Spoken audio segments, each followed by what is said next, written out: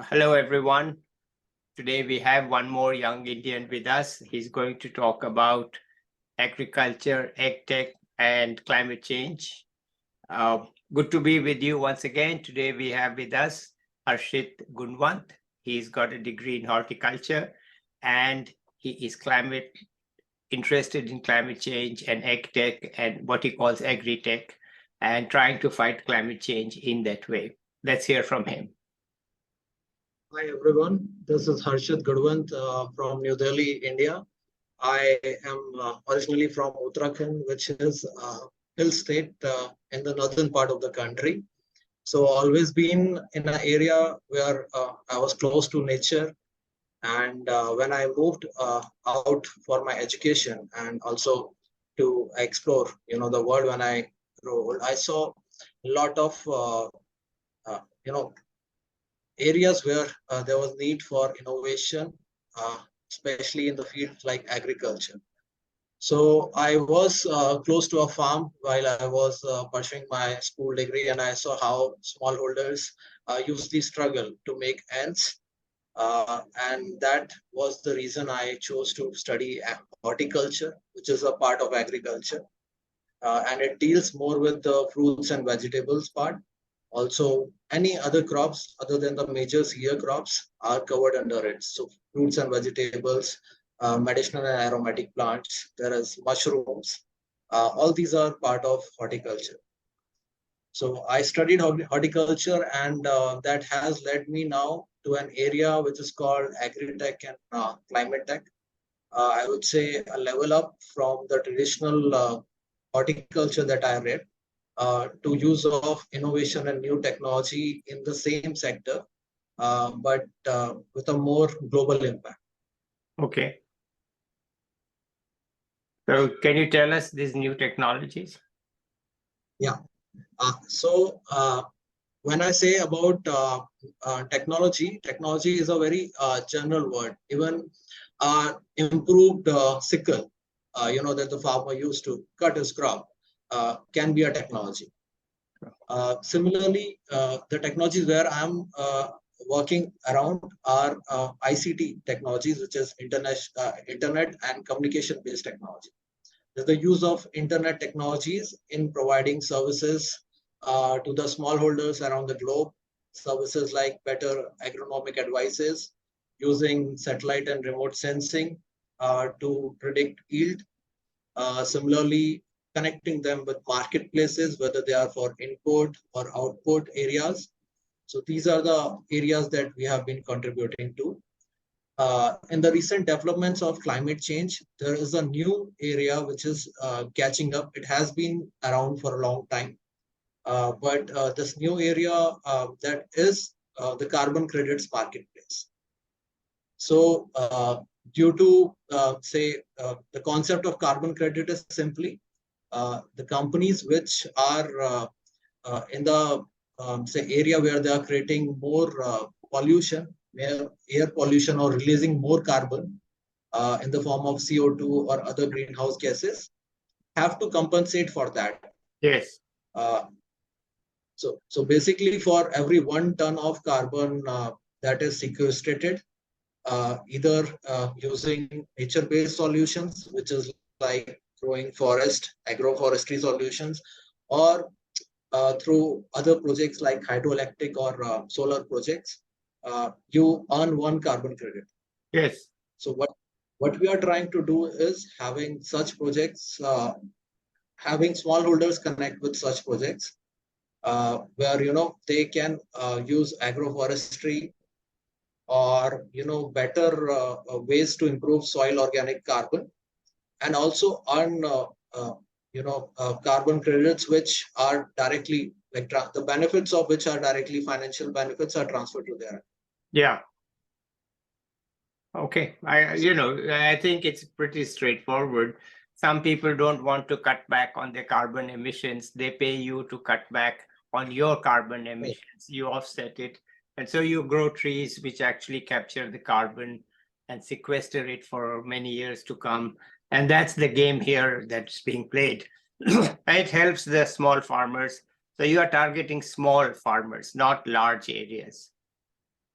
So, mostly because the area of operation for my and also like the future is, I believe is India and another region that going to play a major role in food security is Africa.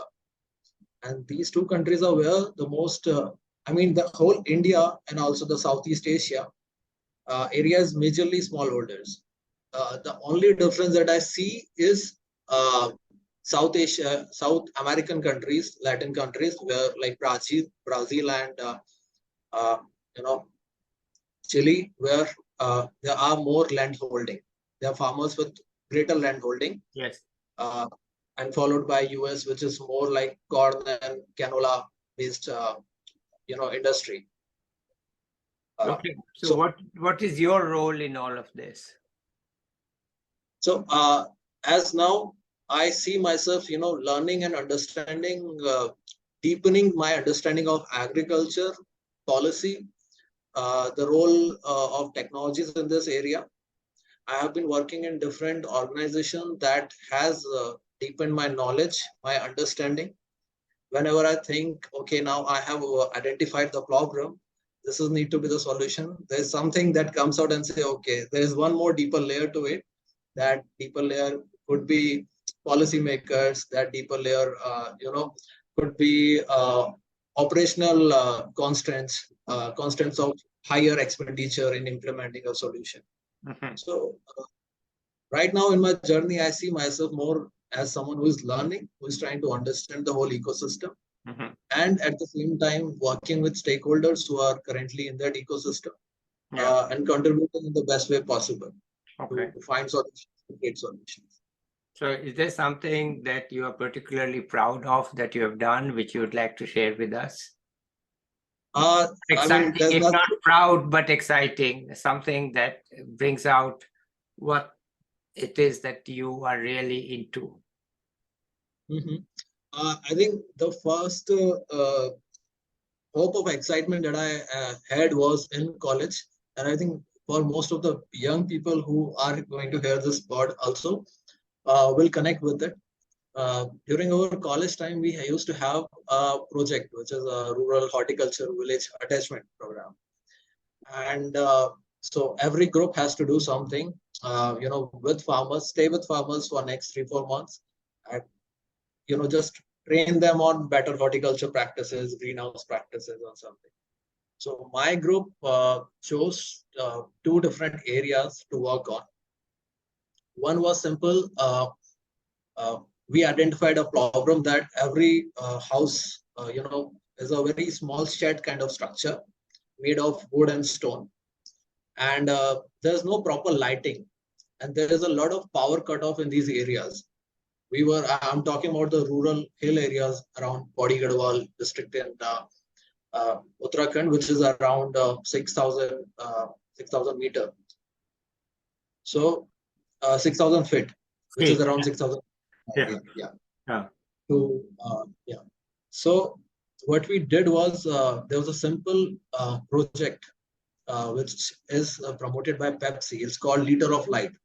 If someone goes to YouTube and type Pepsi Liter of Light, they will find a very simple project where they were using this 2 liter empty Pepsi water bottles, fill them with water, and using a small tin cut, a tin of 1 square meter, you say, and fixing the bottle with it, finding just removing one slab from the roof and putting it instead in Okay. an inclined 45-degree angle. So Yes. basic science, it uses the sun's refraction, uh, bring all the light in, and from the bottle it covers the area of around you say 200 250 meter square.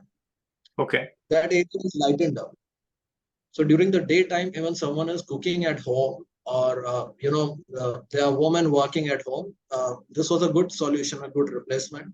We implemented this in first in the canteen, a local shop, halwai shop, canteen shop, and then we progressed it to 10 more houses.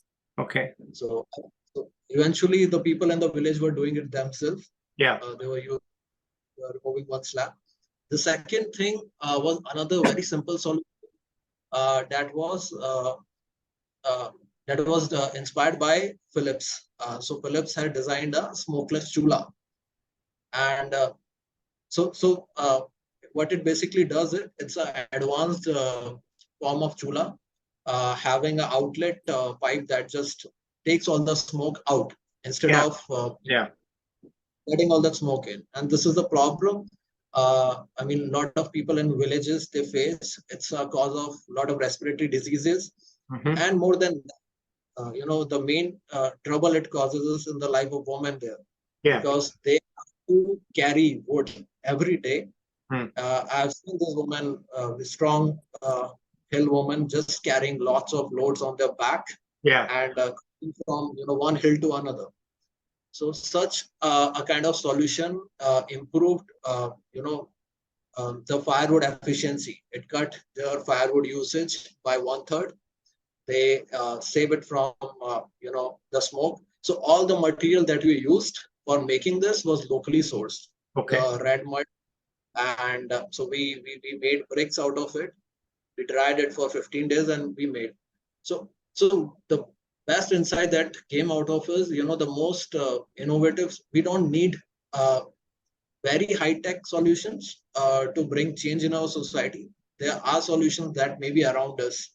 We know, just being a science student or being a communication student, we know these are the things that are there and they can be used or implemented in a particular area. Okay. So Is that is this is not jugaad. This is one step above jugaad, right? It's scientific. Yeah, it's scientific, and it's the way the implementation can be a jugaad, because it's hard without any funding to find resources in remote areas, but the science is legitimate behind everything that is being done. Mm-hmm. So this smokeless chula solution is what now a lot of climate tech startups are implementing in Nepal and India. They are they are giving rural people ready-made steel or copper chulas, which Yeah. are more efficient, and they are calculating the decrease in CO2 emissions, Yes. which is being added through IoT system, Yeah. and they're compensated as carbon credits. So Oh. that thing that I did, I see as a start of my interest in this sector. And looking back and connecting the dots, I see that's where the drive for innovation and finding small solutions that can have a huge impact came into. Okay, it's very good. I mean, I'm very impressed that at your young age you were able to actually implement these things. Moving on now, you are on to larger things, right? So what are those things that you are on to? So mostly, I am looking around. It's This year has been a bit rough edge, because there has been a lot of global uncertainty also, and that has impacted my work, and the funding and financing of projects like that. Currently, I work with a media group uh, based out of New Delhi, where I cover stories around innovation, policy, and also work with advertisers and other people in the area. Okay. But so I see myself now as collecting all my experiences, trying to share it with people through print or digital or video mode, and see how more value can be generated through it. Okay. And who are the people you are trying to reach with all this communication? So my first base is the young people who are in agriculture colleges, the new generation. But more than agriculture, I have seen interest coming from students or graduates from other areas, specifically engineering. Okay. India is a country that has a lot of engineers, and most of the people who I have met or people who I have connected with are these people, engineers, software engineers, trying to get into agriculture. Okay. So whether it's for investing in agricultural land, or just using their knowledge to come to some project or develop some project. So that kind of pro bono consulting I've been doing for some time around agriculture, agri exports, around agri tech. If Mhm, anyone wants to understand the ecosystem around how agri tech startup works, what kind mhm. of opportunity are there, I'm the person you have to ring out to. Wow, that's nice of you, right? And where do you see yourself in the future? In future, it's again a hard question, but I am very optimistic about the future. I'm very optimistic that there are challenges, but with efforts of all the stakeholders, and with having a more inclusive and developmental approach towards solving the problems, we will conquer them.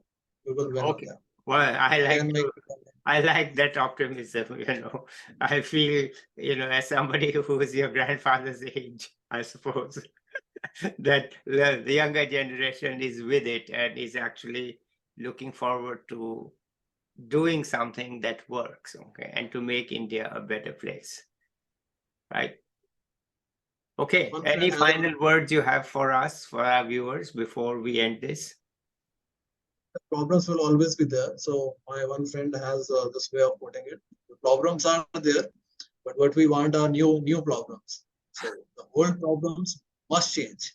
There Yes. should be some, and we should look forward to new problems to solve. Whether and that's in the positive side, not in the negative side. Okay. New challenges, problems, and that's the approach I like to take ahead. Okay, that's great. All right, good. Let's say bye to the viewers, and maybe we'll catch up with you 1 year later to see how it's going with you. So, bye, everybody. I'll be back once again with another young person or an expert. See you then. Bye.